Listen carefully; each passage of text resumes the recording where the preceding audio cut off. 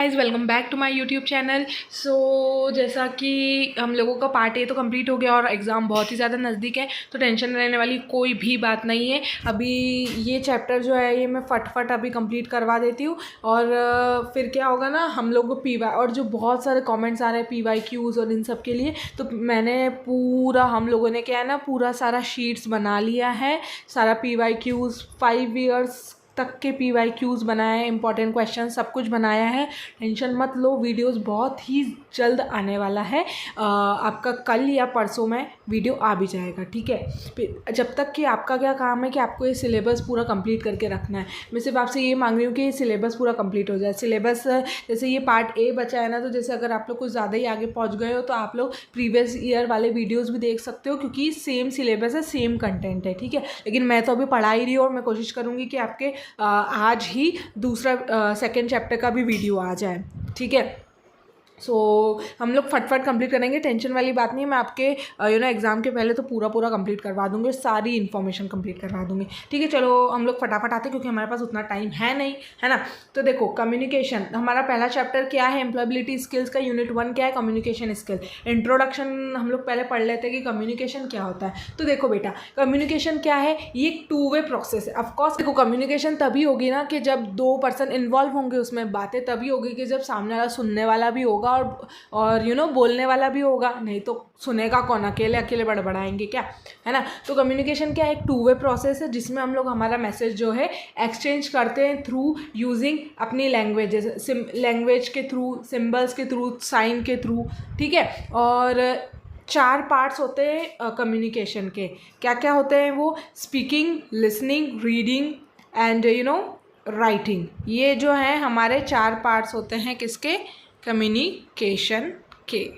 एक सेकेंड, हाँ एक्चुअली ये मेरा पेन चल नहीं रहा है, इसको वर्क कराते हैं, हाँ ठीक है। तो मैंने 4 पार्ट्स आपको बता दिए, क्या क्या है, speaking, listening, reading and writing. ये हमारे पार्ट्स हैं कम्युनिकेशन के, जो कि हेल्प करते हैं दूसरों को समझने के लिए, ठीक है। और अगर हम लोगों को लैंग्वेजेस लर्न करनी है ना, तो सबसे पहले हम लोगों को ये 4 स्किल्स आनी चाहिए। और वो क्या क्या 4 स्किल्स हैं, लिसनिंग, स्पीकिंग, रीडिंग और राइटिंग, ठीक है। अब आता है, और ये बोला गया है कि हमको जितनी हम लोग लैंग्वेज सीख सकें, हम लोगों को सीखनी चाहिए, क्योंकि उससे क्या होगा ना, जो दूसरे कल्चर्स के लोग हैं तो हम लोग उनकी भी लैंग्वेज अंडरस्टैंड कर पाएंगे कि वो क्या बोलना चाह रहे हैं, ठीक है। और देखो, एक कम्युनिकेशन प्रोसेस है पूरा, आपका कम्युनिकेशन प्रोसेस है जिसमें पहला क्या आ जाएगा आपका, एक सेकेंड, पहला आ जाएगा आपका सेंडर। इसमें ऐसी चेन नहीं बनी है, ये पैराग्राफ में लिखा है बट मैं ऐसे बता देती हूँ। सेंडर आता है, सेंडर कौन, जो मैसेज भेज रहा है, ठीक है।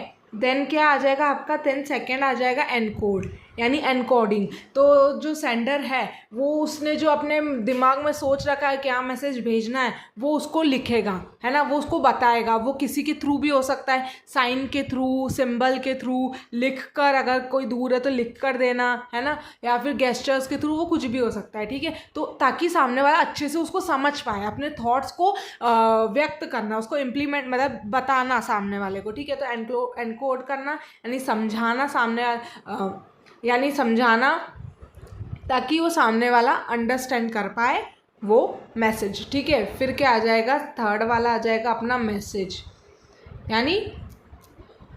यानी जो आपको भेजना है, ठीक है, जो आपको भेजना है, ठीक है। मैसेज वही होगा जो इन्फॉर्मेशन आपको भेजनी है। अब मैसेज के बाद क्या होगा, मैसेज के बाद की प्रोसेस क्या है, मैसेज के बाद आ जाता है हमारा रिसीवर, यानी रिसीवर, जिसने रिसीव किया, वो मैसेज रिसीव किया, वो रिसीवर। देन आ जाएगा हमारा डीकोड, यानी डीकोडिंग करना, यानी जो सामने वाला जो कहना चाह रहा है उसको समझना, अपनी लैंग्वेज में क्या सामने वाला कहना चाह रहा है वो समझना, ठीक है। ये डिकोड हो गया, यानी वो बोलते हैं ना कि आपकी स्ट्रेटजी डिकोड कर ली हम लोगों ने, ऐसे करके। तो डिकोड करना, सामने वाला क्या बोलना चाह रहा है उसको डिकोड कर लेना, समझ लेना। फिर क्या आ जाएगा, डिकोड के बाद फीडबैक दे देना, यानी रिप्लाई दे देना। फीडबैक यानी उसने जो इन्फॉर्मेशन दी है तो उसका रिप्लाई देना, ठीक है। अगर क्वेश्चन पूछे तो रिप्लाई देना, ठीक है। तो इतना तुमको समझ आ गया ना। अब हम लोग आ जाते हैं हमारा एक्टिव लिसनिंग पे। तो एक्टिव लिसनिंग के अंदर अभी हम लोगों को बताया गया है कि इसमें इफेक्टिव कम्युनिकेशन। तो देखो इफेक्टिव कम्युनिकेशन कब हो पाएगा, तो इफेक्टिव कम्युनिकेशन तभी हो पाएगा जब जो जो मैसेज भेज रहा है ना, जो हम लोग सेंड कर रहे हैं, वो मैसेज क्लियर हो।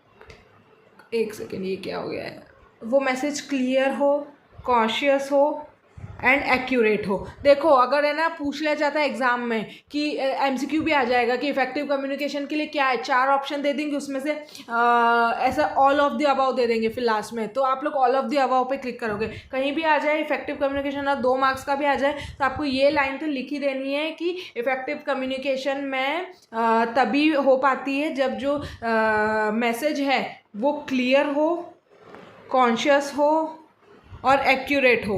कभी कभार इसके भी मीनिंग पूछ लिए जाते हैं। अब हम लोग समझते हैं कि क्लियर, कॉशियस और एक्यूरेट का क्या मतलब बताया गया है इसमें, ठीक है। अब देखो क्लियर क्या है, क्लियर का मतलब ये है पूरा स्पष्ट रूप से वो मैसेज, यानी जो एग्जैक्ट मैसेज है ना वही भेजना, ठीक है, ताकि सामने वाला बहुत अच्छे से समझ पाए, एक एक इन्फॉर्मेशन देकर पूरा क्लियर कर देना ताकि सामने वाले को कोई डाउट ही ना हो। एग्जाम्पल से समझते हैं कि देखो पहला एग्जाम्पल है, he went to his manager and said please allow me to reach office at 11 AM on Tuesday 11 June 2019, ठीक है, ठीक है, इतना हो गया। और इसमें क्या है, इसमें टाइम भी दे दिया उनको, ठीक है, और डे का नाम भी बता दिया, डेट भी दे दी, सब दे दिया।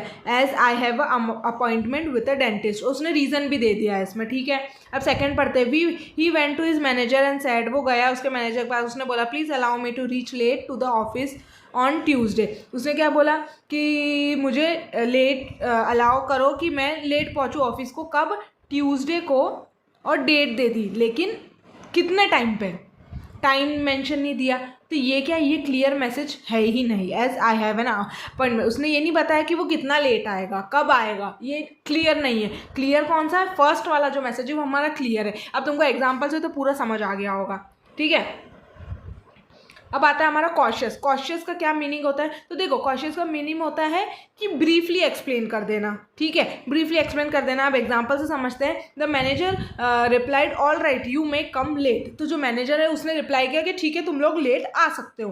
फिर सेकंड वाला देखते हैं कि the manager replied all right you may come late but it is a manner of great concern that most employee come late and you are also developing the same habit। अब देखो इसने क्या करा, briefly बोल दिया, यानी और बोल दिया कि जो ये इतना सा भी बोल सकता था, ठीक है, ऑलराइट यू कम लेट, लेकिन उसने एक्सप्लेन करके बोला, ब्रीफली बोल दिया, ठीक है। तो कौन सा वाला होगा, फर्स्ट वाला। तो कॉन्शियस का मीनिंग क्या है, थोड़ा सा ब्रीफली, अप्रोप्रिएटली ब्रीफ देना उसका आंसर रिप्लाई में, ठीक है। रिप्लाई में इन द सेंस मतलब सेंटेंस ब्रीफ हो, वो समझ आ गया ना तुम लोगों को।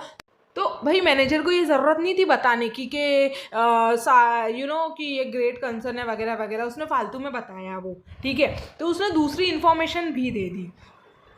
फिर आ जाता है हमारा एक्यूरेट। तो एक्यूरेट क्या है, जिसमें बिल्कुल एक्यूरेट चीज़ दी हो, यानी कि बिल्कुल करेक्ट चीज़ पूरी जो वेरीफाइड है वो दी हो, ठीक है। तो एग्जाम्पल से समझ लेते हैं कि पहला है, she informed the office that 50% of the books given for the binding have been completed, ठीक है। उसने इन्फॉर्म किया ऑफिस को कि 50% ये कंप्लीट हो गई है, उसने 50 क्लियर कर दिया है, ठीक है। फिर सेकंड है, she inform the office that most of the books given to the binding has been completed. अब यहाँ पर एक्यूरेट इन्फॉर्मेशन है ही नहीं, इसमें एक्यूरेट दी है कि भाई 50 ही हुई है, 50 ही हुई है, तो ये क्या है, ये एक्यूरेट है, ठीक है। तो इफेक्टिव कम्युनिकेशन क्या होनी चाहिए, क्लियर होना चाहिए। इफेक्टिव कम्युनिकेशन कब आप अचीव करोगे, जब आपका मैसेज क्लियर होगा, कॉशियस होगा, एक्यूरेट होगा, ठीक है। और कम्युनिकेशन स्किल, अगर इफेक्टिव कम्युनिकेशन आपकी स्किल है आपके पास, तो क्या होगा ना कि आपका जो मैसेज है वो करेक्टली बिल्कुल अच्छे से क्लियरली भिज जाएगा, ठीक है। लेकिन अगर कम्युनिकेशन स्किल का लैक ऑफ हुआ, यानी कमी हुई कम्युनिकेशन स्किल्स के आप में, तो वो क्या क्रिएट करेगा, कन्फ्यूजन, फ्रस्ट्रेशन, वेस्टेड एफर्ट्स, है ना, और मिस्ड अपॉर्चुनिटी भी, ठीक है। इतना समझ आ गया इफेक्टिव कम्युनिकेशन कैसे होता है, क्या होता है। अब हम लोग समझते हैं कि लिसनिंग स्किल्स क्या होती हैं, ठीक है। तो लिसनिंग स्किल्स समझ लेते हैं। अब देखो जो हमारा लिसनिंग स्किल, तो देखो सबसे ज़्यादा इम्पॉर्टेंट स्किल है कम्युनिकेशन में लिसनिंग स्किल, ठीक है। और कम्युनिकेशन स्टार्ट ही इससे होता है, ठीक है। और इसका मतलब क्या है, अगर लिसनिंग स्किल क्या है कि आप अपनी अटेंशन सामने वाले को दे रहे हो जो वो बोल रहा है, ठीक है। अब कुछ कुछ इम्पॉर्टेंट है कि why some reasons why listening attentively important, क्यों इम्पॉर्टेंट है। तो देखो, तुम सुनते हो ताकि तुम इन्फॉर्मेशन ले पाओ, तुम सुनते हो ताकि तुम समझ पाओ सामने वाले को, ताकि तुम लिसन टू एन्जॉय, अगर वो कुछ ऐसी बातें कर रहे तो तुम इन्जॉय कर पाओ। वी लिसन टू लर्न, ताकि हम लोग उससे कुछ सीख पाएँ। We listen to build and maintain relationship, हम लोग सुनते हैं ताकि सामने वाले की सुन रहे हैं ताकि हमारा रिलेशनशिप सही रहे, मेंटेन रहे। We listen to resolve conflicts, ठीक है, ताकि हम लोग जो भी प्रॉब्लम है सामने वाले की उसको थोड़ा रिजॉल्व कर पाएँ, ठीक है। ये हो गया। अब आता है हमारा, अगर तुम लोग अच्छे से नहीं सुन रहे हो ना, अटेंटिवली होकर नहीं सुन रहे हो, तो तुम्हारा मैसेज जो है वो मिसअंडरस्टूड हो जाएगा, और जो कम्युनिकेशन प्रोसेस है ना वो ब्रेक डाउन हो जाएगी, टूट जाएगी कम्युनिकेशन। सामने वाले को क्या लगेगा, भाई ये तो सुन ही नहीं रहा है, ठीक है। और इससे क्या होगा ना, जो मैसेज जो भेज रहा है ना, जो आपको बता रहा है चीज़ें, वो बहुत जल्दी इरिटेट और फ्रस्ट्रेटेड हो जाएगा। फिर आता है हमारा एक्टिव लिसनिंग। अब एक्टिव लिसनिंग क्या है, तो देखो एक्टिव लिसनिंग जो है ना, ये एक आर्ट है, ठीक है, जिसमें हम लोग क्या कर रहे हैं ना, सामने वाला जो हमको बता रहा है ना चीज़ें, जो बोल रहा है, तो उसको हम लोग सपोर्ट दिखा रहे हैं, उसका सुनकर हम लोग उसको सपोर्ट दिखा रहे हैं, उसको एम्पैथी दिखा रहे हैं कि हाँ भाई, हम तेरी बातें सुन रहे हैं जो तू बोल रहा है। और ये सब पे अफेक्ट करता है एक्टिव लिसनिंग। जॉब पे पड़ सकता है, आपके रिलेशनशिप पे अफेक्ट कर सकता है, दूसरों से ये बिगाड़ भी सकता है, रिलेशनशिप बना भी सकता है, ठीक है। एक्टिव लिसनिंग जो है ना, वो क्या करेगा, आपको अंडरस्टैंड करेगा जो सामने वाला क्या प्रॉब्लम बता रहा है उसकी, और ताकि आप उसका सॉल्यूशन दे पाओ। अब देखो, कुछ फैक्टर्स हैं जो कि एक्टिव लिसनिंग को अफेक्ट करते हैं। तो अगर कोई एग्जाम में पूछ ले कि फैक्टर्स दो जो एक्टिव लिसनिंग को अफेक्ट करते हैं, क्या फैक्टर्स हैं वो, तो ये फैक्टर्स आप लोग लिखोगे, ठीक है, जो एक्टिव लिसनिंग को अफेक्ट करते हैं। सबसे पहले आई कॉन्टैक्ट। तो देखो, ये एक फॉर्म ऑफ बॉडी लैंग्वेज है। अगर सामने वाले से आप लोग आई कांटेक्ट कर रहे हो, तो सामने वाले को क्या लगेगा कि हाँ ये सुन रहा है। आई कांटेक्ट ऐसा साइन देता है कि सामने वाले को कि yes I am talking to you और लिसनिंग टू यू, ठीक है। और अगर तुम लोग इधर उधर देखने लगोगे ना, तो उसको क्या लगेगा कि सामने वाला इंटरेस्टेड ही नहीं है मेरी बातें सुनने में, तो मैं क्यों बोलूँ, ठीक है। तो आई कांटेक्ट भी एक बड़ा वो रोल प्ले करता है। फिर आता है गेस्चर्स। तो गेस्चर्स के थ्रू, अगर आपको क्या है ना, आपके जो हैंड्स हैं, आपका जो हेड है, वो स्टिल रखना है, सामने वाले की जो बोल रहा है ना उसी की तरफ रखना है। अगर आप लोग इधर उधर देख रहे हो, टाइम देख रहे हो, तो इससे क्या लगेगा कि सामने वाले को जो बोल रहा है ना उसको क्या लगेगा कि आप सुन नहीं रहे हो, आप इंटरेस्टेड नहीं हो। फिर आता है अवॉइडिंग डिस्ट्रैक्शन। अब कम्युनिकेशन सही रखने के लिए एज ए एक्टिव लिसनर, आपको जितने भी डिस्ट्रैक्शन, अगर सामने वाला बोल रहा है तो जितने भी डिस्ट्रैक्शन है, जैसे मोबाइल का रिंगटोन हो सकता है, you can switch off your mobile, है ना। और जो भी काइंड ऑफ डिस्ट्रैक्शन है वो सबसे पहले तो हटाना है, ठीक है। और एक और हो सकता है कि अगर आप बार बार अपने वॉच में देख रहे हो, टाइम देख रहे हो, तो ये भी शो करता है कि आप इंटरेस्टेड नहीं हो, ठीक है। तो डिस्ट्रैक्शन हटाना भी एक बड़ा फैक्टर है जो अफेक्ट करता है हमें एक्टिव लिसनिंग को, ठीक है। और गिविंग फीडबैक। और देखो, फीडबैक देना, फीडबैक कुछ भी हो सकता है, पॉजिटिव भी हो सकता है, नेगेटिव भी हो सकता है, लेकिन फीडबैक जैसा भी दो, पॉजिटिव दो, नेगेटिव दो, it should be polite way में होना चाहिए, ताकि सामने वाले की जो फीलिंग है वो हर्ट ना हो। आया समझ। तो ये कुछ फैक्टर्स थे, eye contact, gesture, avoiding distraction, giving feedback. ये क्या है हमारे, जो हमारी इफेक्टिव कम्युनिकेशन को एक्टिव लिसनिंग को अफेक्ट करते हैं। फिर अब आता है हमारा स्टेजेस ऑफ एक्टिव लिसनिंग। अब एक्टिव लिसनिंग के कुछ स्टेजेस हैं, और ये स्टेजेस में क्या आता है, सुनना, अंडरस्टैंड करना, रिस्पॉन्ड करना, रिमेंबर करना। अब कुछ एक एग्जांपल से समझते हैं। ये एग्जांपल मैं पहले भी देती आई हूँ और अभी भी मैं ये एग्जांपल देती हूँ आपको, कि सपोज़ तुम लोग 12th में गए, तुम्हारा 12th का बोर्ड का एग्ज़ाम है और तुम लोग सेंटर पे गए, ठीक है। और वहाँ पर एक लड़की आई सपोज़, तो वो कुछ उसने बोला आपको कि क्या बोला कि डू यू रिमेंबर हम लोग 10th में यही सेंटर पे आए थे और हम लोग मिले थे और हमारी बात भी हुई थी पेपर के रिगार्डिंग। तो सबसे पहले तुमने उसको सुना वो क्या बोल रही, तो सबसे पहला प्रोसेस क्या आ जाएगा, रिसीविंग। तुम रिसीव कर रहे हो, यानी तुम सुन रहे हो सामने वाला क्या बोल रहा है। वो लड़की ने बोला, तुमने सुना, तो ये सबसे पहला स्टेज है। ये अक्सर पूछ लिया जाता है ये भी कि स्टेजेस बता एक्टिव लिसनिंग में, क्योंकि पिछली बार पेपर में आया था ये, ठीक है, और क्वेश्चन पेपर में भी। हाँ, तो ये रिसीविंग तो तुम लोग सुन रहे हो। फिर सेकेंड स्टेज क्या आ जाएगा ना, अंडरस्टैंडिंग, यानी उसको समझना वो क्या बोल रही है भाई, क्या बोल रही है सामने वाली, क्या बोलने का ट्राई कर रही है, वो समझना, ठीक है, अंडरस्टैंड हो गया। फिर क्या आएगा, रिमेंबर, यानी अब तुम याद करोगे कि ये लड़की मुझे मिली थी क्या 10th में, कि ये ऐसे ही बोल रही है। तुम याद करोगे कि हाँ हम लोग मिले थे कि नहीं, तो तुम लोगों ने याद कर लिया, ठीक है। पास्ट का इन्फॉर्मेशन तुम याद करते हो इसमें। देन क्या करोगे, तुम इवेल्युएट करोगे, यानी तुम उस चीज़ को वैल्यू दोगे और तुम इवेल्युएट करोगे चीज़ें कि हाँ ऐसा हुआ था वैसा हुआ था अपने दिमाग में, ठीक है। ये हो गया। और फिर क्या आ जाएगा 5, फिर तुम रिस्पॉन्ड करोगे उस लड़की को कि अगर है मतलब ऐसा कि क्या बोल सकते हैं, अगर उसको याद होगा तो वो बताएगा, और अगर नहीं है तो समझ लो उसको याद है, तो उसको रिप्लाई देना है कि हाँ हम लोग मिले थे और वगैरह वगैरह चीज़ें आपको बतानी है, ठीक है। उसको रिस्पॉन्ड कर देना है बेसिकली। आया इतना समझ, ठीक है। ये भी अक्सर आया जाता है, तो तुम लोग इसको अच्छे से प्रोसेस को देख लेना है। आप अपने एग्जाम्पल से भी कर सकते हो।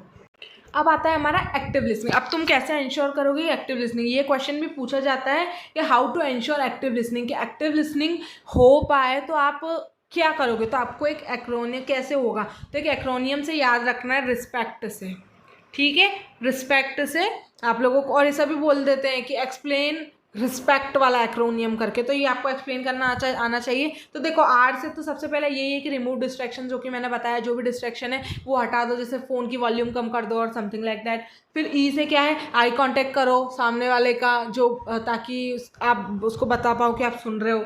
एस से क्या होगा, बताओ उसको, शो करो गेस्चर्स के थ्रू कि तुम सुन रहे हो अटेंटिवली, स्पीकर को बताओ। फिर पी क्या है, पी फॉर आपको अटेंशन देनी है, क्या स्पीकर बोल रहा है, अटेंशन दो वो क्या बोलना चाह रहा है। ई से एम्पथाइज, यानी एम्पथाइज करना, फील करना सामने वाले का इमोशन, यानी उसकी सिचुएशन जो है आप अपने माइंड में इमेजिन करो कि आप उस सिचुएशन में अपने आप को देखो, उस सिचुएशन में कि आप कैसा फील करोगे उस सिचुएशन में, ठीक है। आपका एक्सपीरियंस उसमें एक्सपीरियंस करो उसकी सिचुएशन को, ठीक है। एंड सी से क्या होगा, क्लैरिफाई करो डाउट्स, यानी क्रॉस क्वेश्चन भी करो ताकि सामने वाले को लगे कि हाँ भाई सुन रहा है। फिर टी से क्या हो जाएगा ना, turn yourself to the timing of the speaker, यानी वेट करो जब तक स्पीकर पूरा बोल ले, उसकी बातें फिनिश कर ले, तब तुमको रिस्पॉन्ड देना है टाइम पे, ठीक है। तो ये रिस्पेक्ट था कि आपको ये आपको याद करना पड़ेगा, ठीक है, ये याद कर लेना याद से, ठीक है। तुमको आई होप तुमको इतना समझ आ गया होगा। तो देखो हम लोगों ने ये तो फैक्टर्स पढ़ लिए क्या इफेक्ट करते हैं एक्टिव लिसनिंग को, स्टेजेस देख लिया एक्टिव लिसनिंग का, ठीक है। और अब हम लोग देखते हैं कि हम लोग कैसे ओवरकम करेंगे इन बैरियर्स से, ठीक है। तो चलो स्टार्ट करते हैं। हाँ, यानी बैरियर्स, यानी जिनको मतलब ना पता हो कि जो हर्डल्स आते हैं ना, जैसे एक्टिव लिसनिंग में कुछ भी हो सकता है, यानी जो भी हर्डल्स हैं या जो भी प्रॉब्लम्स आती है ना एज अ एक्टिव लिसनर, तो उसको हम लोग कैसे ओवरकम करेंगे, उन बैरियर्स पे से क्या क्या प्रॉब्लम आ सकती है और उसको कैसे ओवरकम करते हैं। तो चलो देखते हैं। तो देखो ये ये फैक्टर्स हैं, ठीक है, एक सेकेंड, है ना, ये फैक्टर्स है। तो पहला क्या है, being pre occupied, noise and visual distraction, past experience और माइंडसेट, पर्सनल फैक्टर भी इसमें आ जाता है। तो देखो प्री ऑक्यूपाइड, पहले से ही ऑक्यूपाइड हो तो शायद तुम सामने वाले को ना सुन पाओ, है ना। तो इसमें क्या करना चाहिए कि आपके फ़ोन्स और डिजिटल डिवाइस जो सब भी, ये सब आपसे दूर रखना चाहिए। फिर आता है नॉइज़ एंड विजुअल डिस्ट्रैक्शन, भी हो सकता है कि आप शायद आप सामने वाले पर्सन को ना सुन पाओ क्योंकि नॉइज़ हो बहुत ज़्यादा इन्वायरमेंट में, नॉइज़ी इन्वायरमेंट हो, क्लियर ना हो। तो आपको क्या करना है, कैसे ओवरकम करोगे इससे, तो एक कंडक्टिव इन्वायरमेंट जहाँ पर शांति हो वो क्रिएट करना है ताकि आप मिस इंटरप्रिटेशन और डिस्ट्रैक्शन अवॉइड कर पाओ। फिर आता है पास्ट एक्सपीरियंस और माइंडसेट। अगर आप पहले उससे मिले हो, उस स्पीकर से जिससे आपकी बात हो रही है, तो आपने एक्सपीरियंस कर रखा है, तो पास्ट एक्सपीरियंस और पास्ट इंटरेक्शन से पहले से ही उसके बारे में वो माइंडसेट नहीं बना लेना है कि ये तो ऐसा ही है करके, यही बोलेगा करके। तो पहले से ही प्री कंसेप्शन नहीं बना लेना उसके बारे में, past due to past experience. तो इसको अवॉइड करने के लिए क्या करना है, तो आपको अवॉइड करना है कि आप लोग ये बायसेस ना लाओ, ये ऑब्जेक्टिव ही ना लाओ, ताकि, है ना। तो आप ये ऑब्जेक्टिव हटा दोगे ना सामने वाले का कि उसका पहले का क्या था एक्सपीरियंस, मतलब आपका पहले का इंट्रैक्शन वगैरह वगैरह, तो आप उसको उसका सुनोगे, है ना। फिर ये हो गया। फिर हमारा पर्सनल फैक्टर भी आ जाता है, ठीक है। कभी कभार हमारी पर्सनल फीलिंग भी अफेक्ट करती है हमारी लिसनिंग को। For example your pre conception about the other person, जैसे मैंने बताया ना, पहले से उसके बारे में ऐसा सोच रखा है, तो ये चीज़ भी अफेक्ट करेगी आपकी, क्योंकि फिर आप सुनोगे ही नहीं, आपको पता ये तो ऐसा ही है करके, है ना। तो इसका ओवरकम इससे क्या करोगे, तो सबसे पहले सामने वाले को कंप्लीट करने दो पहले, फिर रिस्पॉन्ड करो उसका। पहले से ही प्री कंसेप्शन लेके नहीं बैठना है, जैसे वो बोल रहा है तो पहले से ही सोच लिया अरे इसका तो ये मतलब होगा करके, ऐसे करके, तो ऐसा नहीं है। पहले उसको पूरा कंप्लीट करना है, तो समझने दो, देन करना है, ठीक है। अब आता है हमारा पार्ट्स ऑफ स्पीच। ये हमारा लिसनिंग वाला जो कम्युनिकेशन है वो पूरा पार्ट खत्म हो गया। अब हमारा पार्ट्स ऑफ स्पीच आ जाता है, ठीक है। तो देखो पार्ट्स ऑफ स्पीच क्या है, तो ये बहुत सारे कैटेगरीज ऑफ वर्ड्स हैं based on their function. Categories of words जैसे नाउन हो गया, प्रोनाउन हो गया, तो ये हम लोग यूज़ करते हैं बेस्ड ऑन देयर फंक्शन, ठीक है। तो ये बहुत सारे कैटेगरीज ऑफ वर्ड्स होते हैं, इनको हम लोग बिल्डिंग ब्लॉक्स भी बोल सकते हैं, है ना। और जब हम लोग बोल रहे हैं, जब हम लोग लिख रहे हैं, है ना, तो हम लोग सेंटेंसेस का यूज़ करते हैं ताकि हम अपने आप को एक्सप्रेस कर पाएँ। अब आपको पूछ लिया जाएगा कि सेंटेंसेस क्या है, तो आपको मन में तो पता है सेंटेंस क्या होता है, लेकिन उसकी डेफिनेशन नहीं लिख पाओगे, तो मैं डेफिनेशन बता देती हूँ। तो सेंटेंस क्या है ना बेटा, सेंटेंस एक ग्रुप ऑफ वर्ड्स हैं, ये बहुत सारे ग्रुप ऑफ वर्ड्स हैं जो एक कंप्लीट, है ना, कंप्लीट मीनिंगफुल सेंस देते हैं, ठीक है। एक कंप्लीट एंड मीनिंगफुल सेंस देते हैं, यही हमारा सेंटेंस होता है। फॉर एग्जाम्पल के लिए, राजू गोज़ टू स्कूल, कौन जा रहा है, राजू जा रहा है, कहाँ जा रहा है, स्कूल जा रहा है, ठीक है ना। और देखो, और दूसरी साइड वो ग्रुप ऑफ वर्ड्स जो इनकम्प्लीट हैं, जो कंप्लीट सेंस दे ही नहीं रहे, मीनिंगफुल सेंस दे ही नहीं रहे, वो क्या हो जाएंगे, हमारे फ्रेज हो जाएंगे वो, ठीक है। फ्रेज हो जाएंगे जो इनकम्प्लीट है, जैसे बोल सकते हैं in the room. In the room क्या है, इनकम्प्लीट है, ये क्या है, हमारा फ्रेज है, ठीक है। अब हम लोग आ जाते हैं यूजिंग कैपिटल्स। और हाँ, हमेशा ये ध्यान रखना कि सेंटेंसेस में हम लोग हमेशा स्टार्ट करते हैं कैपिटल लेटर से, हमेशा एंड करते हैं उसको अगर रिक्वायर्ड है फुल स्टॉप या फिर क्वेश्चन मार्क या फिर एक्सक्लेमेशन मार्क, ठीक है। अब यूजिंग कैपिटल्स पे आ जाते हैं हम लोग, ठीक है।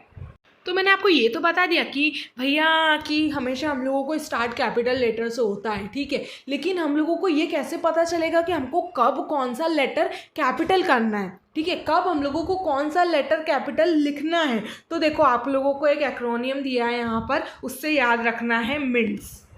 इससे क्या होगा ना, एक सेकेंड, इससे क्या होगा, आपको पता रहेगा कि कब कहाँ और कब कहाँ आपको कैपिटल लेटर यूज़ करना है, ठीक है। तो हम लोग देखते हैं, एक सेकेंड,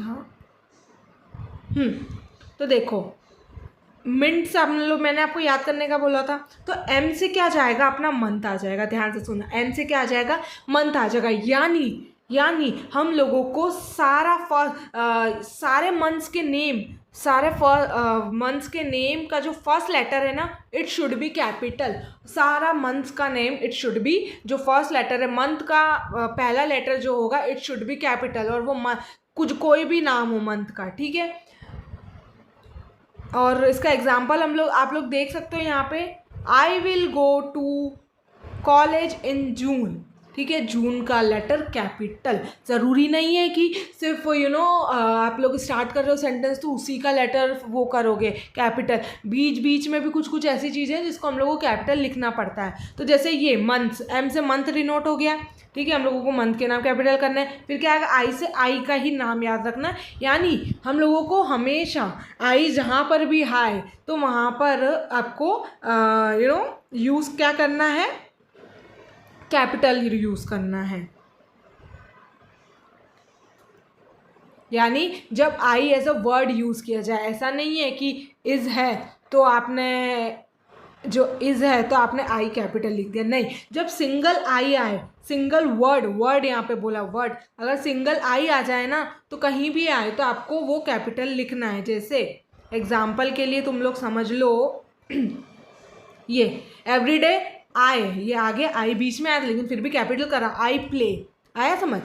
फिर एन से क्या आ जाएगा, आपका नेम्स आ जाएंगे, किसी का भी नाम हो, पीपल पर्सन का नाम हो, प्लेस का नाम हो, रिवर का नाम हो, सीज का नाम हो, ओशियन का, माउंटेन का, आइसलैंड का, डेज का, किसी का भी नाम हो, first letter should be capital, name का first letter should be capital होना चाहिए। जैसे example this Tuesday, Tuesday day है, capital T. Vidya is in Rajasthan, Vidya एक पर्सन का नाम है, V should be capital. Is in Rajasthan, Rajasthan क्या है, एक प्लेस है, तो राजस्थान का first letter should be capital, ठीक है। फिर टी क्या है, टी फॉर टाइटल, आप किसी चीज़ का भी टाइटल दे रहे हो ना तो उसका जो फर्स्ट लेटर है इट शुड बी कैपिटल, ठीक है। या यानी देखो इससे इस चीज़ से समझो आप इसको कि अगर हम लोग किसी को टाइटल से आप लोग क्या समझ रहे हो, अगर हम लोगों को किसी को जो किसी के नाम के पहले यूज़ हो रहा है, अगर उसको टाइटल दिया है तो उसके नाम के पहले यूज़ हो रहा है। जैसे डॉक्टर, तो जो डी है वो कैपिटल होगा। एग्जाम्पल देख लो, डॉक्टर शाह, तो इसको टाइटल दिया है, इनको डॉक्टर का मिला है ना, तो डी जो है वो कैपिटल रहेगा। और मिस्टर पटेल, ठीक है, तो एम जो है वो क्या रहेगा, कैपिटल रहेगा। तो ये तो टी से हो गया। एस से क्या है, एस से स्टार्टिंग लेटर ऑफ सेंटेंस, जैसे मैंने आपको बताया स्टार्टिंग लेटर जो होगा एवरी सेंटेंस, कोई भी सेंटेंस हो उसका कैपिटल होगा। जैसे the cat ran out of the house, तो द नॉर्मल वर्ड है ना, तो द को हम लोग कैपिटल लिख देंगे, उसका फर्स्ट लेटर। इतना समझ आ गया, ठीक है, ये क्लियर है ना। ये तो बहुत ईजी है, बेसिक है, लेकिन आप लोग भूल गए हो तो मैं आपको समझा रही हूँ। फिर आता है पंक्चुएशंस। देखो हमारे पास 15 बेसिक पंक्चुएशंस मार्क्स होते हैं।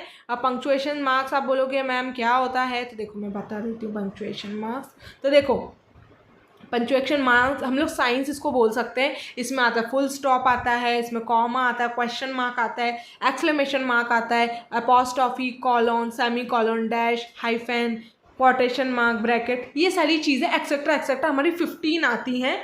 लेकिन अभी हमको बुक में सिर्फ कुछ को ही एक्सप्लेन किया गया है, सिर्फ 5 को एक्सप्लेन किया गया है। तो मैं इसको फट से बता देती हूँ आपको।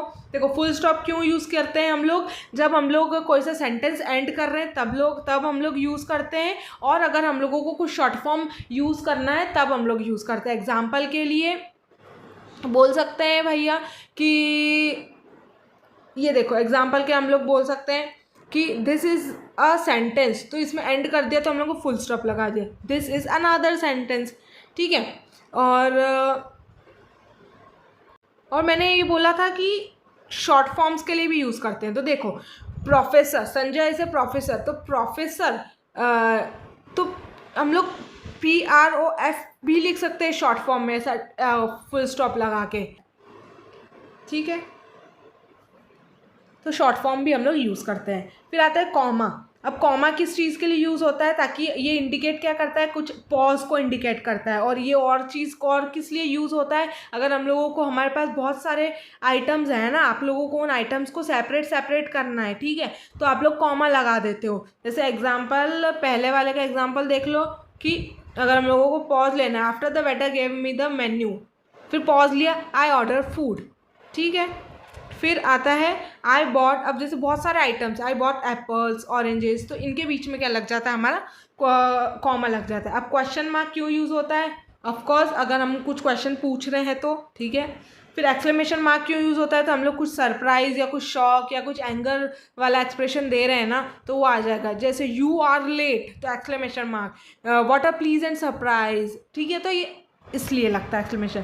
फिर एपोस्ट्रॉफी क्यों लगता है, तो एपोस्ट्रॉफी अगर कुछ चीज़ किसी चीज़ से बिलोंग है, जैसे एग्जांपल के लिए दैट इज़ दिव्याज डेस्क, यानी एस के साथ जो लगे, दिव्याज डेस्क यानी ये बिलोंग कर रहा है ना दिव्या से, किसका डेस्क है, तो दिव्याज डेस्क है, तो उससे बिलोंग कर रहा है, तब लगाते हैं हम लोग। और हम लोग ये इसलिए भी लगाते हैं ताकि बोल सकते हैं हम लोगों को शॉर्ट फॉर्म में अगर कुछ देना हो, ठीक है, कुछ वर्ड्स को हम लोगों को शॉर्ट फॉर्म में लिखना है, जैसे लेट्स, तो ये क्या है, शॉर्ट फॉर्म में कर दिया, इजंट, तो इसीलिए भी हम लोग अपॉस्ट्रॉफी लगाते हैं।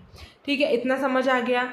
अब हमको ये नेक्स्ट टॉपिक पे आते हैं। अब कुछ दिया है बेसिक पार्ट्स ऑफ स्पीच। अब बेसिक पार्ट्स ऑफ स्पीच यही मैंने बताए थे, क्या है, different type of words we use in the sentence. Parts of speech क्या है, डिफरेंट टाइप्स ऑफ वर्ड्स जो कि हम लोग हमारे सेंटेंस में यूज़ करते हैं, वही पार्ट्स ऑफ स्पीच होता है। अब कुछ बेसिक पार्ट्स ऑफ स्पीच हैं जो कि देख लो आप, मैं आपको समझाऊंगी भी आगे।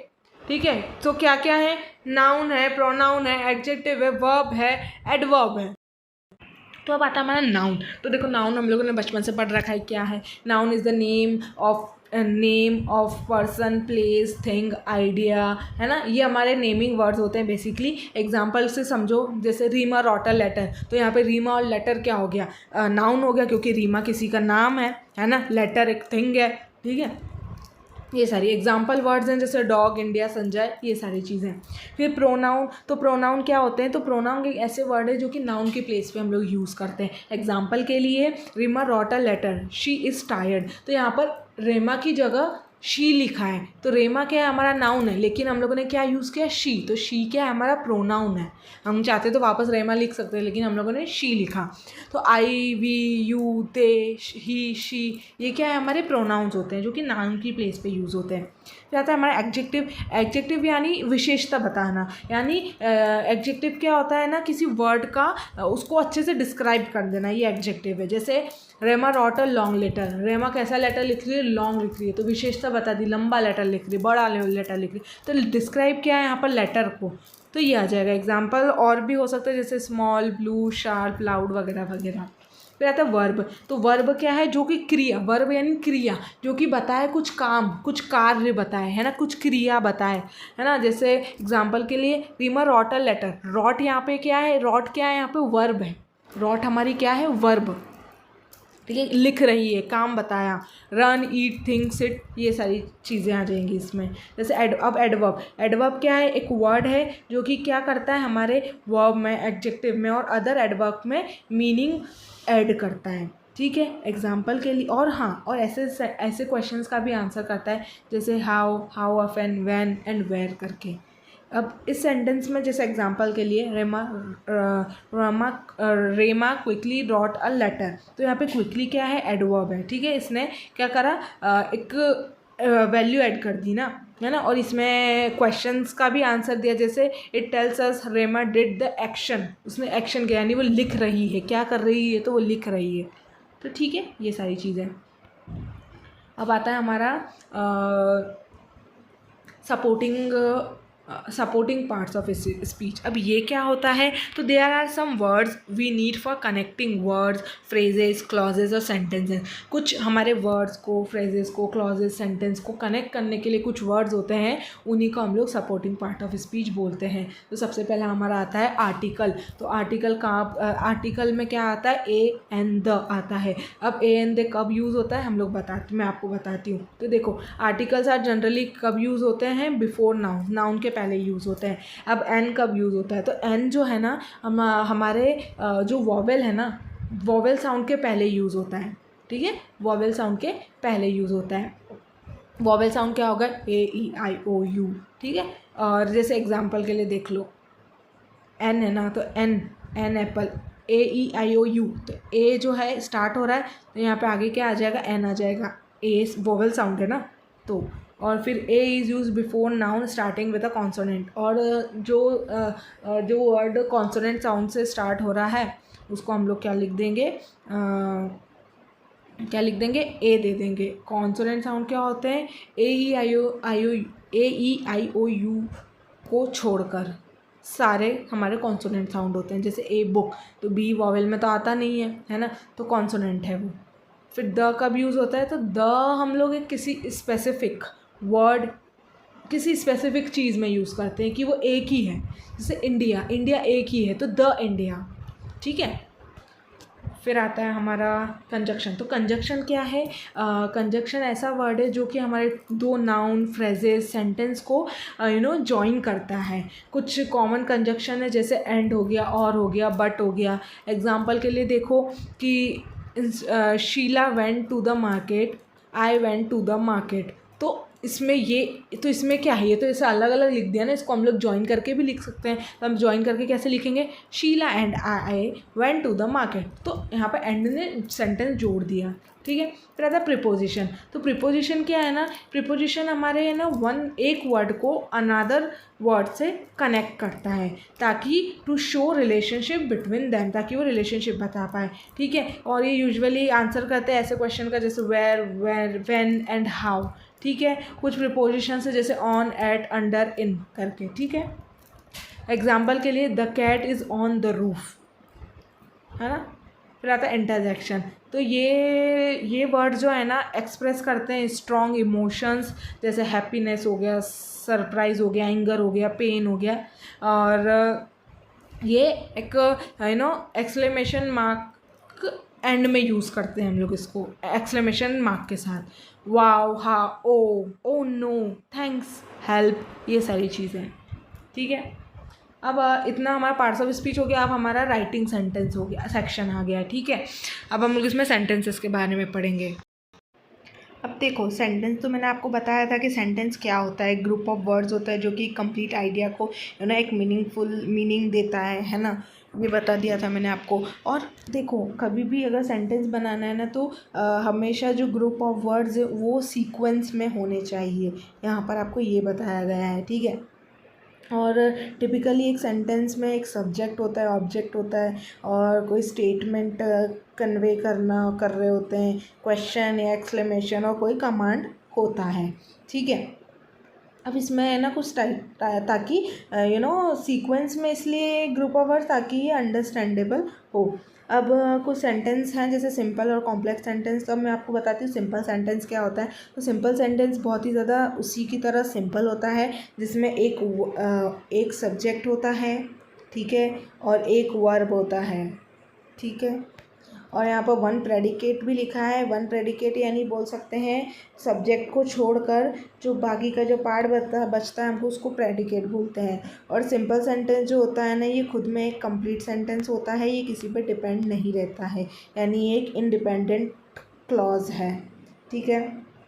अब कॉम्प्लेक्स सेंटेंस क्या है, तो कॉम्प्लेक्स सेंटेंस में क्या आता है ना, 2 और मोर कोऑर्डिनेट क्लॉज होते हैं। तब मैं आपको बताती हूँ क्लॉज क्या होता है। क्लॉज वो ग्रुप ऑफ वर्ड्स हैं जिसमें एक सब्जेक्ट होता है और एक वर्ब होता है, ठीक है। तो इसमें क्या है ना, 2 क्लॉजेस यूज़ होते हैं, 2 या 2 से ज़्यादा। तो एक क्लॉज, तो एक मेन क्लॉज रहता है इसमें, और एक डिपेंडेंट क्लॉज रहता है, जो कि क्या है ना यानी जो उस किसी पे डिपेंड होता है, यानी वो दूसरे सेंटेंस पे डिपेंड है। अगर वो वर्ड नहीं होंगे ना, वो क्लॉज नहीं होगा, तो वो क्या रहेगा, इनकम्प्लीट सेंटेंस बन जाएगा। और इसमें और क्या होता है, और इसमें कंजक्शन भी होता है, जो कि वो उन दोनों क्लॉजेस को ज्वाइन कर रहा होता है, ठीक है। और हम लोगों ने देखा है कि सारे सेंटेंसेस में सब्जेक्ट होती है, वर्ब होती है, और कुछ में ऑब्जेक्ट भी होते हैं। सब्जेक्ट क्या होता है, तो सब्जेक्ट जो किसी पर्सन और थिंग को बताए, किसी पर्सन को बताए, किसी थिंग्स को बताए, दैट डज एन एक्शन, जो एक्शन कर रहे हो। फिर वर्ब क्या है, जो एक्शन को डिस्क्राइब करता है। और ऑब्जेक्ट क्या है, तो ऑब्जेक्ट एक वो पर्सन है, वो थिंग है जो रिसीव करती है एक्शन, यानी जिस पे एक्शन हो रहा है। एग्जाम्पल के लिए देख लेते हैं, आई रॉट अ लेटर। तो यहाँ पे आई क्या है, यहाँ पे आई जो पर्सन है ना, तो आई सब्जेक्ट हो गया। वर्ब क्या है, यानी काम हो रहा है, तो क्या रॉट क्या है, काम हो रहा है, तो वो वर्ब है।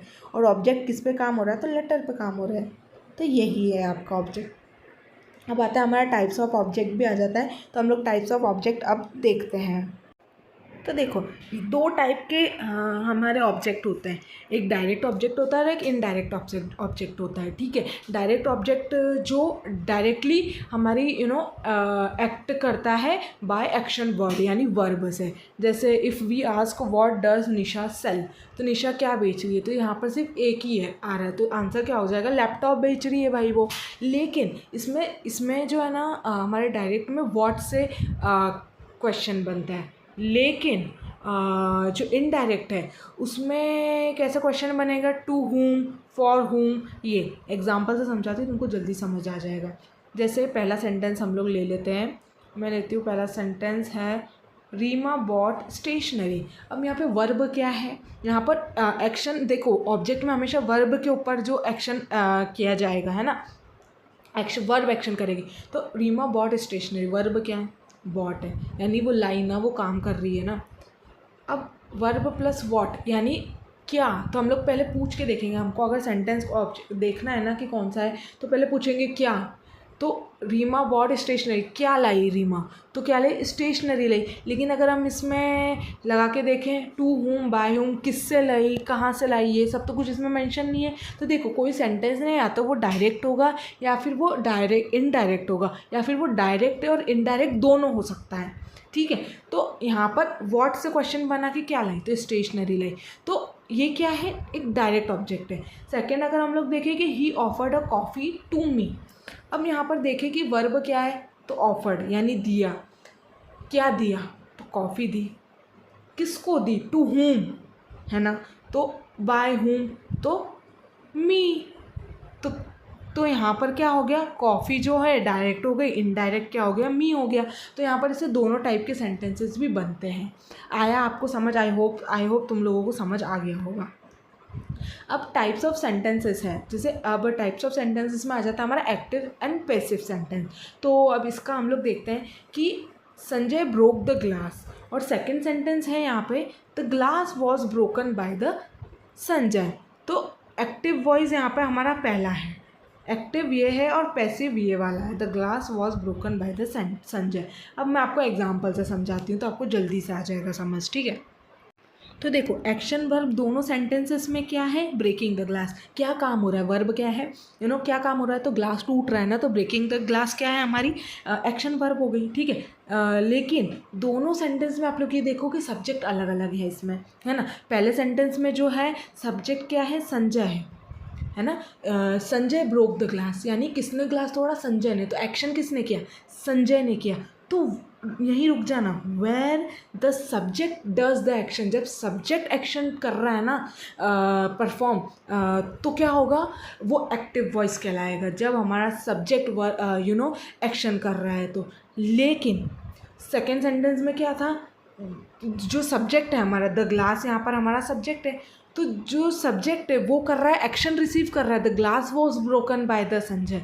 तो यहाँ पर एक्शन किस पे हो रहा है, कौन रिसीव कर रहा है, ग्लास हमारा रिसीव कर रहा है ना एक्शन, तो और वो सब्जेक्ट भी है। तो अगर सब्जेक्ट हमारा रिसीव करे ना एक्शन, तो वो हमारा क्या हो जाएगा, पैसिव वॉइस हो जाएगा। आई होप तुमको ये समझ आ गया होगा, ठीक है। तो यहाँ पर बहुत सारे एग्जांपल्स भी हैं, लेकिन मैंने आपको बता दिए, बट आप एक बार इसको पढ़ लेना। फिर अब हमारे कैटेगरी 2, वो कैटेगरी 1 टाइप्स ऑफ सेंटेंस थे, अब यहाँ पर हमारे कैटेगरी 2 टाइप्स ऑफ सेंटेंस है, जिसमें आता है डिक्लेरेटिव, इंट्रोगेटिव, एक्सक्लेमेटिव, इम्प्लेमेटिव। तो देखो डिक्लेरेटिव सेंटेंस को हम लोग स्टेटमेंट सेंटेंस भी बोलते हैं। ये क्या करता है ना, ये हमको एक इन्फॉर्मेशन प्रोवाइड करता है, ठीक है, यानी बोल सकते हैं, और स्टेट्स ऑफ एक फैक्ट बताता है ये, ठीक है, और ये हमेशा फुल स्टॉप के साथ ही एंड होता है। और अगर इसमें एग्जांपल दिए तो हम लोग वो भी पढ़ लेते हैं, जैसे यानी ये थोड़ा सिंपल सेंटेंस जैसा ही होता है, I go to office, it is very cold, यानी एक फैक्ट बता रहा है ना कि ये बहुत ठंडा है, मैं ऑफिस जा रहा हूँ, ये करके, ठीक है। और क्वेश्चन और इंट्रोगेटिव सेंटेंस, अब इंट्रोगेटिव सेंटेंस में क्या होता है ना, हम लोग क्वेश्चन पूछ रहे होते हैं और ये हमेशा क्वेश्चन मार्क के साथ एंड होता है, जैसे did you go to office, तुम ऑफिस गए थे क्या, और क्वेश्चन मार्क से एंड हो गया। और एक्सक्लेमेटरी सेंटेंस हमेशा एक है ना, इसमें क्या होता है ना, हम हमारा स्ट्रॉन्ग इमोशन जैसे जॉय, सैडनेस, फियर, ये सारा एक्सप्रेस करते हैं, और ये हमेशा एक्सक्लेमेशन मार्क से एंड होता है। एक्सक्लेमेशन मार्क अगर नहीं पता हो तो ऐसा होता है, क्वेश्चन मार्क ऐसा होता है, ठीक है। एग्जाम्पल के लिए, I receive the surprise for the best employ, oh it's very cold, तो ओ क्या है, तो ये एक्सप्रेशन बता रहा है ना, अपना इमोशन बता रहा है। फिर आता है ऑर्डर और इम्पेरेटिव सेंटेंस, ये वाला सेंटेंस ना शो करता है ऑर्डर, कमांड, रिक्वेस्ट और एडवाइस, ये तीनों चीज़ें ये बता सकता है। ये ऑर्डर भी शो करता है, ये कमांड भी शो करता है, रिक्वेस्ट ये और एडवाइस, ऐसे सेंटेंस जो होते हैं ना जिसमें हम लोग ऑर्डर दे रहे हो, कमांड या रिक्वेस्ट या एडवाइस, तो ये क्या होता है ना, हमारे इम्प्रोमेटिव होते हैं, और जनरली ये एंड्स होते हैं फुल स्टॉप से और एक्सक्लेमेशन मार्क से भी हो सकते हैं। जैसे go to office today, order दिया, ठीक है, वियर योर स्वेटर, है ना, तो ये क्या दिया, ये हम लोग इसको एडवाइस में भी मान सकते हैं कि तुम लोग आप स्वेटर पहन लो, ऐसे करके। तो ये इन सारी चीज़ों से होता है, ठीक है। तो मैंने आपको ये सेंटेंसेस के सारे एग्जांपल दे दिए थे। अब लास्ट टॉपिक बचा है, फटाफट से इस चैप्टर को ख़त्म करते हैं, ठीक है। तो पैराग्राफ क्या होता है ना, तो एक इसमें ग्रुप, सेंटेंस में क्या था, ग्रुप ऑफ वर्ड्स थे, लेकिन पैराग्राफ में क्या है ना, ग्रुप ऑफ सेंटेंसेस है, ठीक है। अगर जब हम लोग पैराग्राफ लिख रहे होते हैं ना, तो हम लोगों को ये मेक श्योर करना चाहिए कि उसका कॉमन आइडिया हो, यानी हम लोग टॉपिक से भटक ना रहे हों, टॉपिक कॉमन हो, जिस टॉपिक पे लिख रहे हैं वही टॉपिक हो, ठीक है। ठीक है, जब आप अगर आपको कुछ न्यू आइडिया पे लिखना है ना, तो फट से paragraph make a new paragraph, यानी दूसरा पैराग्राफ बना लो, यानी दूसरी लाइन से लिखना चालू कर दो, है ना, दूसरा पैराग्राफ बना लो। फॉर एग्ज़ाम्पल अगर आप लिख रहे हो आपके स्कूल के बारे में, तो फर्स्ट पैराग्राफ क्या होगा आपका, सेंटेंस अबाउट योर, आपके नेम, स्कूल का नेम, लोकेशन, साइज़ और उसकी अदर डिटेल्स होगी। लेकिन आप लोग जब नेक्स्ट पैराग्राफ उसका लिखोगे, तो उसमें क्या होगा, आप उसमें यूज़ कर सकते हो, आप उसमें डिस्क्राइब कर सकते हो आपको क्या पसंद है आपके स्कूल में, यानी आपको पूरा डिस्क्राइब करना है उसमें, ठीक है। तो यही था पैराग्राफ, और अभी हमारा नेक्स्ट चैप्टर पूरा कंप्लीट हो गया है, ठीक है। तो अगर इसमें कुछ समझ नहीं आया हो तो बताना, बाकी नेक्स्ट चैप्टर भी मैं अभी 3-4 घंटे में आपको नेक्स्ट चैप्टर भी आ जाएगा, ठीक है। और हाँ, स्टे ट्यून्ड रहना, क्योंकि सैम्पल पेपर भी आने वाला है, आज ही आएगा, और ये फट से कंप्लीट होकर PYQs भी सब कुछ मटेरियल रेडी हो गया है, बस आपको प्रोवाइड कराने की देर है, और बहुत ही ज़्यादा शानदार प्रिपरेशन आपकी हो जाएगी। तो स्ट्रेस मत लेना, बस पढ़ते रहना। चलो मिलते हैं नेक्स्ट वीडियो में, जब तक के लिए बाय बाय, थैंक यू।